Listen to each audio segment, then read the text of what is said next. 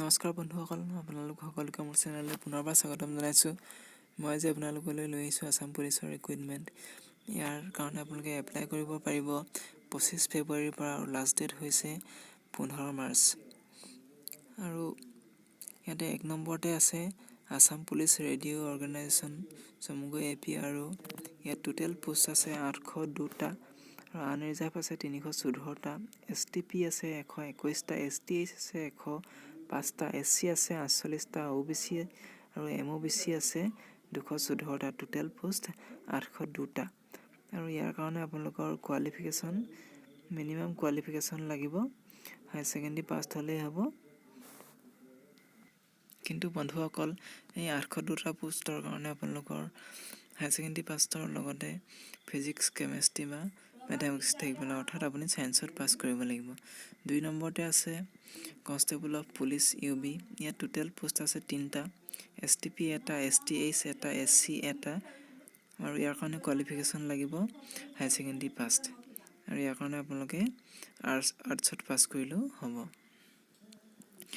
আৰু 3 নম্বৰত আছে কনষ্টেবল অফ পুলিচ মেছেঞ্জাৰ। ইয়াত পোষ্ট আছে STP 3টা, STH এটা, OBC MOBC 3টা, টোটেল 7টা। আৰু ইয়াৰ কাৰণে কোৱালিফিকেশ্যন আপোনালোকৰ HSLC পাছ কৰিলেই হ'ব, অৰ্থাৎ মেট্ৰিক পাছ কৰিলেই হ'ব। আৰু 2 নম্বৰতে আছে কনষ্টেবল অফ পুলিচ কাৰ্পেণ্টাৰ। ইয়াৰ দৰমহা হৈছে 5,000, গ্ৰেড পে 5,000। আৰু ইয়াৰ কাৰণে আপোনালোকৰ পোষ্ট মাত্ৰ এটা আছে, আৰু এইটো আছে STP পোষ্ট হয়। আৰু ইয়াৰ কাৰণে কোৱালিফিকেশ্যন মেট্ৰিক পাছ হ'লেই হ'ব। বিত আছে ফেয়াৰ এণ্ড ইমাৰ্জেঞ্চি ছাৰ্ভিচ। ইয়াত চাব officer with grade pay off 6,200 আছে, অৰ্থাৎ মানে চাব অফিচাৰৰ কাৰণে গ্ৰেড পে আছে 6,200, আৰু টোটেল পোষ্ট আছে 3টা। ইয়াৰ কাৰণে আপোনালোকৰ কোৱালিফিকেশ্যন লাগিব হায়াৰ ছেকেণ্ডেৰী পাছ, ছায়েন্সত হ'ব লাগিব। আৰু বি নম্বৰত আছে firemen with grade pay off 5,000 grade pay. আৰু ফায়াৰমেনৰ ইয়াত পোষ্ট আছে টোটেল 410টা। ইয়াত আনৰিজাৰ্ভত আছে 182টা, চিডিউল কাষ্টত আছে 38টা, STP আছে 34টা, STH আছে 30টা, আৰু OBC আছে 125টা, টোটেল 410টা। ইয়াতে 3 নম্বৰত আছে emergency rescue with grade pay আছে 5,000, আৰু ইয়াৰ টোটেল পোষ্ট আছে 57টা, আনৰিজাৰ্ভত আছে 14টা, চিডিউল কাষ্টত আছে 10টা, চিডিউল ট্ৰাইব আছে 8টা, চিডিউল ট্ৰাইব H আছে 10টা, আৰু OBC MOBC 15টা, টোটেল 57টা পোষ্ট আছে। আৰু ইয়াৰ কাৰণে বন্ধুসকল আপোনালোকৰ কোৱালিফিকেশ্যন লাগিব, হায়াৰ ছেকেণ্ডেৰী পাছ প্ৰয়োজন হ'ব, লগতে ছায়েন্সত হ'ব লাগিব। বন্ধুসকল, অসমৰ প্ৰত্যেকখন জিলাতে পোষ্ট আছে, আপোনালোকে অফিচিয়েল নটিফিকেশ্যনটো চাই ল'ব পাৰে। ইয়াতে আপোনালোকৰ বয়স লাগিব, অৰ্থাৎ এজ হ'ব লাগিব। ফৰ দ্য পোষ্ট অফ চাব অফিচাৰৰ কাৰণে 20 বছৰৰ পৰা 24 বছৰৰ ভিতৰত হ'ব লাগিব।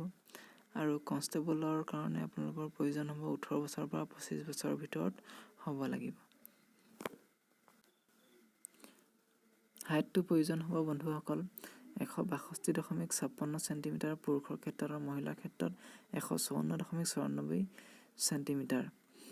এইটো হৈছে জেনেৰেল OBC MOBC আৰু SC ক্ষেত্ৰত। STH বা STPৰ কাৰণে 160.2 চেণ্টিমিটাৰ প্ৰয়োজন হ'ব পুৰুষৰ ক্ষেত্ৰত। আৰু বডিটো প্ৰয়োজন হ'ব জেনেৰেল OBC MOBC SCৰ ক্ষেত্ৰত নৰ্মেল 80 চেণ্টিমিটাৰ, আৰু এক্সপাণ্ডেড হ'ব 85 চেণ্টিমিটাৰ। আৰু STHৰ কাৰণে নৰ্মেল বডিটো প্ৰয়োজন হ'ব 78 চেণ্টিমিটাৰ, আৰু এক্সপাণ্ডেড 83 চেণ্টিমিটাৰ প্ৰয়োজন হ'ব।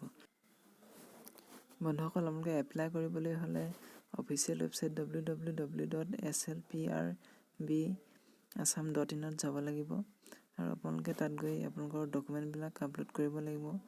ইয়াত প্ৰয়োজন হ'ব আপোনালোকৰ পাছপৰ্ট চাইজ ফটো আপলোড কৰিব লাগিব, লগতে আপোনালোকৰ এটা ছিগনেচাৰ বগা কাগজত ধুনীয়াকৈ লিখি পিনি আপলোড কৰিব লাগিব। গতিকে বন্ধুসকল, ভিডিঅ'টো আজিলৈ ইমানেই আছিল। আপোনালোকে চাই যদি ভাল পাইছে তেনেহ'লে লাইক, কমেণ্ট এণ্ড ছাবস্ক্ৰাইব কৰিব, আৰু শ্বেয়াৰ কৰিবলৈ নাপাহৰিব। ধন্যবাদ। জয় অসম।